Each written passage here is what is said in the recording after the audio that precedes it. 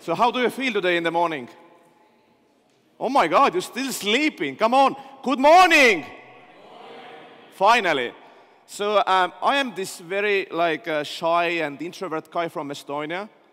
So you know these Estonians are like, they can't talk and they are like looking all the time into the floor and so on. Because we are from Nordic. We have like sun of 2 weeks. So that's the way it is. Let me try, is this clicker working now? Maybe, maybe not. It's, okay. So anyway, and you know, guys, if some of you don't know that Estonia it's not like a country, it's more like a big park. We have just 1.3 million people. So what the hell you can do in this country, like a size of whatever, small park? But we are so happy to have bad climate. Only thing what you can do, you can just, work in the computer. So that's why we have Skype from Estonia, and we are more and more like startup country now. Everything on the cloud, You can basically open Facebook and send a message to the Prime Minister, and he's replying to you. Honestly, my friend did it. She didn't know Prime Minister, but Prime Minister was replying, yes, we can do that. So that's Estonia. Or you go to the rock concert and you see your president is next to you, like 5 meters. So like, oh my God. So anyway, but today I will not speak about more Estonia. So I will speak about my experience. I'm a startup entrepreneur.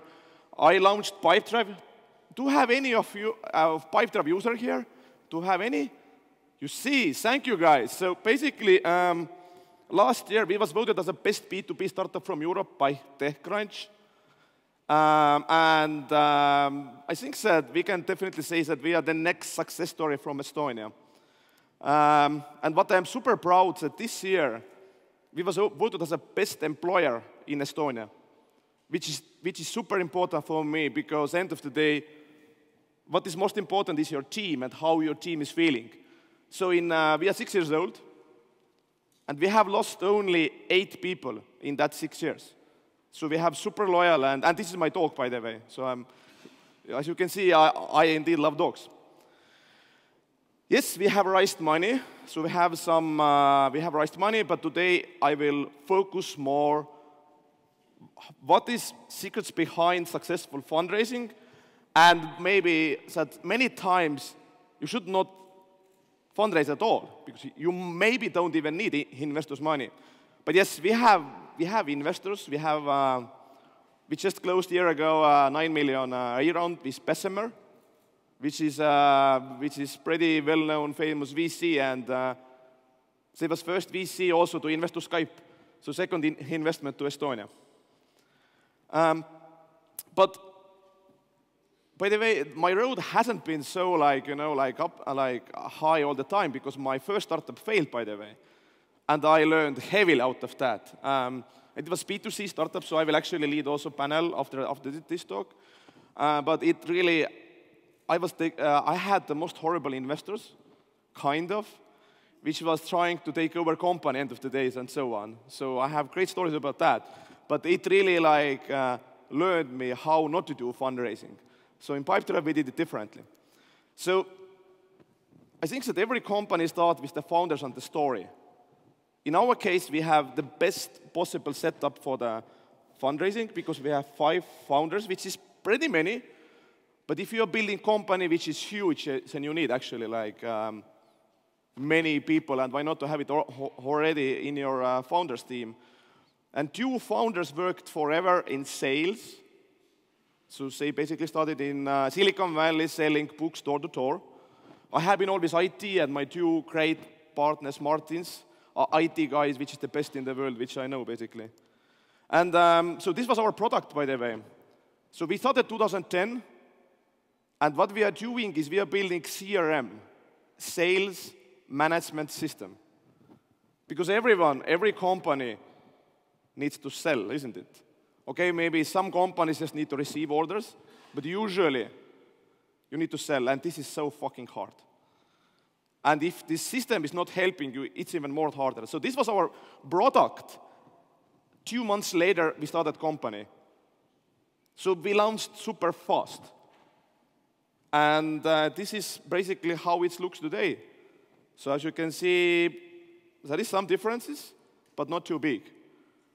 And today we have users in 155 different countries. So basically almost every country. There is some African countries, as you can see from the map, is not using us. And we have like 36,000 paid small companies worldwide. First market, US, but second, Brazil. Because what Silicon Valley companies usually missing is that, come on guys, there are actually more languages than English. So our product is in 12 languages. So how we did it in Pipedrive and why I really believe that everyone who is want to do startup from Europe should do is that basically from the first day one we ask question, who is our customer and what problem we actually solving and how our product will be different in the market. Because CRM market is so heavily like, there are like hundreds and thousands solutions. So one key thing that we decided that, okay, let's sit down. Who is our actual user? Sales guy. But majority softwares which is around have designed for the manager, which is already a big conflict. Because sales guy who is using us needs a bit different things than manager. So it's like, okay, let's focus one thing. Let's focus making sales guy happy.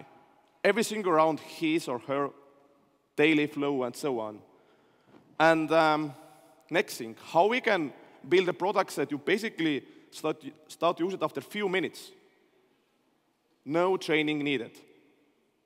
Because like we are totally self-serving even today. So that's the funny part. Sales management system, no sales team. And one moment we also discovered that this conversation and support should be high level.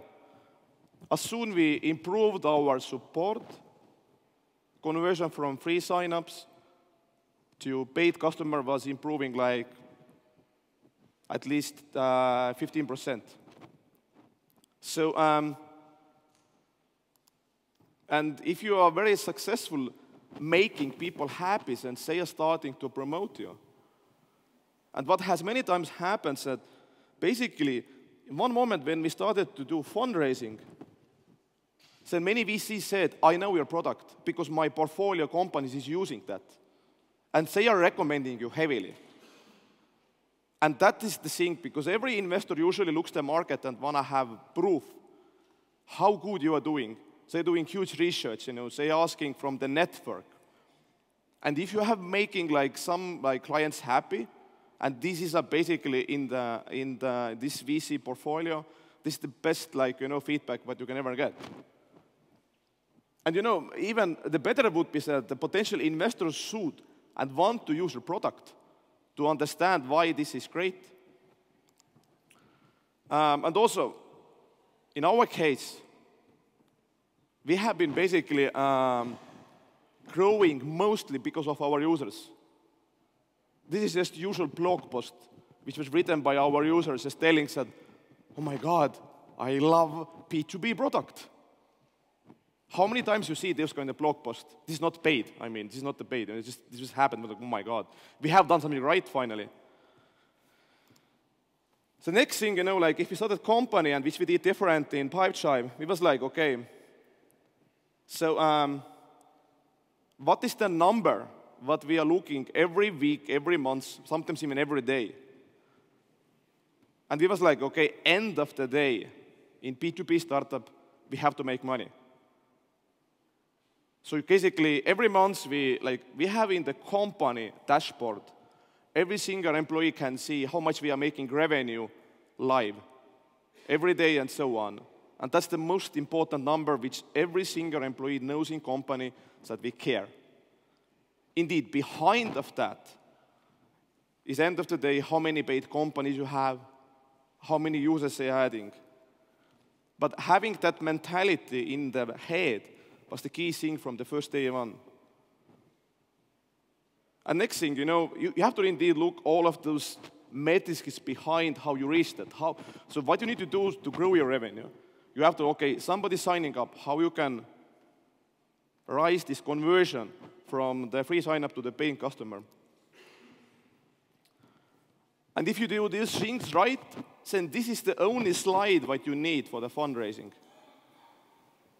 This is basically Pipedrive history in one slide. And if you look at it, then basically all our successful fundraising has been connected with the real traction. Because believe me, like, we launched in 2011 in the March, and we really struggled, you know. We were self-funded pretty long.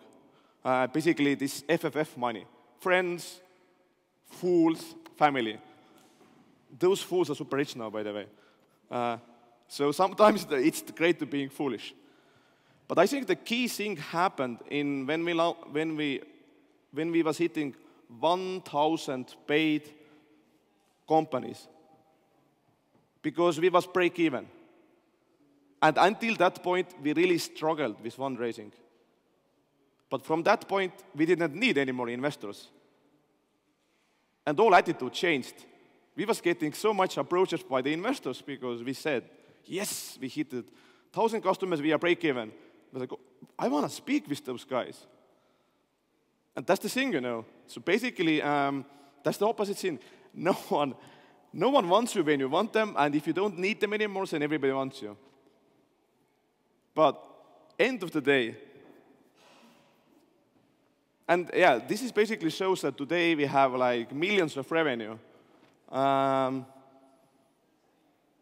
even we have fundraised, I don't even know would we need to raise more because we are close. Even we have now 180 people in Estonia, in New York, but we are always close to break even. And we still grow very fast. Like annually, we are at least doubling, or actually more than doubling every year our revenue and how many paid companies we have. But I think that before anyone would ever go to fundraising, these are some few questions which you should ask. So first, why you are building company?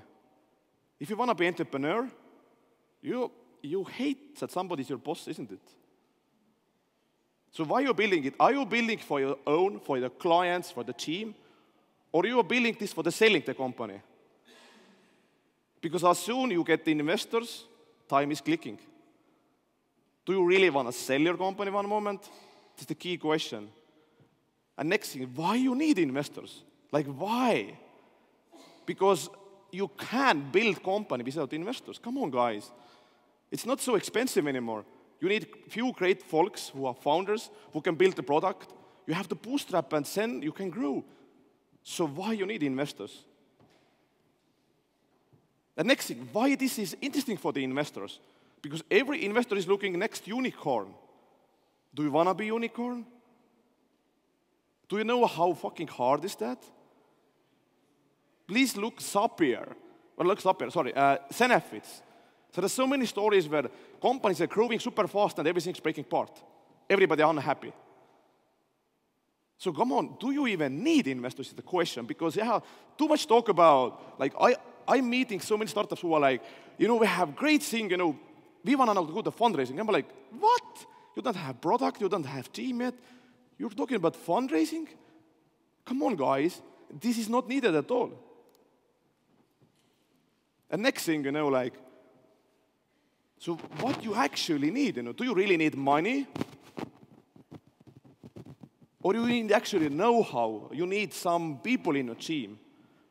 Because every single dollar, whatever, every single euro will come with someone. And this someone has face. This is human. The main question is, do you actually want to work with that human? Because this human will be your team member. He or she can call you every moment and ask, I was giving you money, how company is doing? And sometimes those people can be pretty aggressive, kicking your ass like heavily. Maybe you don't like that feeling. So the key question for me, which I have looked totally different now, investors, is like, do I want this person work in my company and help me to build this into the huge international success story? No one cares about money, isn't it? Because there is so much money around. Come on, guys. Nowadays, like, we are in the economy that if you want to have your money in the bank, you need to start to pay for that already. There's no really problem with finding the money. And next thing, you're building a company most likely which would last like 5, 10 years. This investor will stick with you like super long time. Is this person who you really like or not? And next thing, fundraising is like a dating. It's a game about momentum. And it's breaking you into the part. In that moment, it's so hard to grow the revenue. But if you are missing some revenue targets, no one will give you money. So, and having some great investors, you should pitch to at least 100 investors. Can you find them? Do you have those skills? And believe me, our success came when we moved into the Silicon Valley. We had office in Menlo Park super long time. Because what can I tell? The smartest guys in the startups are still in Silicon Valley. And the guys in Europe was offering us always much different term sheets, valuation, and so on. But if you're building your company, which is basically growing revenue, you have one huge thing which many companies can't do. You can say no. I don't like this term sheet. I don't like to give away a board seat. I don't like this, that. You have to have that power if you want to do fundraising right. And if you have product which is loved by users, which is making revenue, you can do that. Because as I told you, you want to have choice to saying no, to not fundraise. Because at the end of the day, if you start a company and you want to be an entrepreneur, you want to maybe lead the company. So my point is there should be much more startups without VCs. Because this is like some bad stories that if you don't have VC, you don't grow. No. I know more and more bootstrap startups which are growing still annually more than 100%. And they don't need actually like VC. And actually, come on, guys. So what's bad if you don't have actually like investors' money? You're growing slower. So what? You're feeling pain of having less like salary. Come on, guys. Believe me, like it's anyway super hard to build a like super successful company. And you know what is the plus? You can spend more time with your clients. You can spend much more time with your team. Because I know so many startups who are like spending 6 months, conference, meeting. Does it help you to build a business? Maybe a bit, but sometimes you just waste time. And best thing, if you don't have investors, it's the freedom. And this is actually one of the most valuable assets in the world. You can make decisions what you want. You can build your own vision what you want. Indeed, you should have smart advisors and so on, but that is important. I know this is very, like, not the message what did you expect from me, but think super seriously before you go to fundraising. Because at the end of the day, I hope that you want to build a successful company.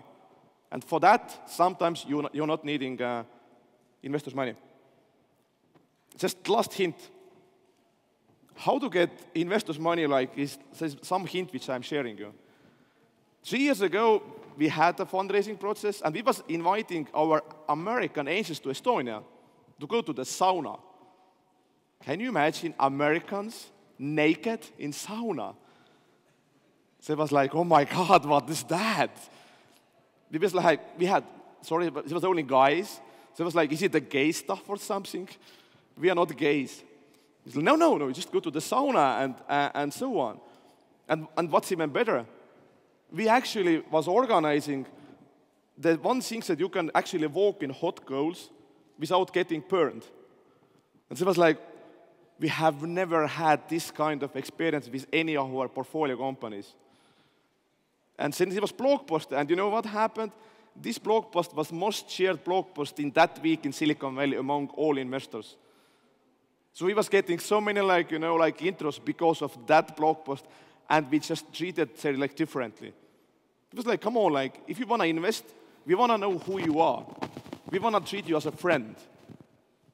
And in US, this made a huge headline, because US is different, as you know. So anyway, this is it. Thank you. I hope it was helpful.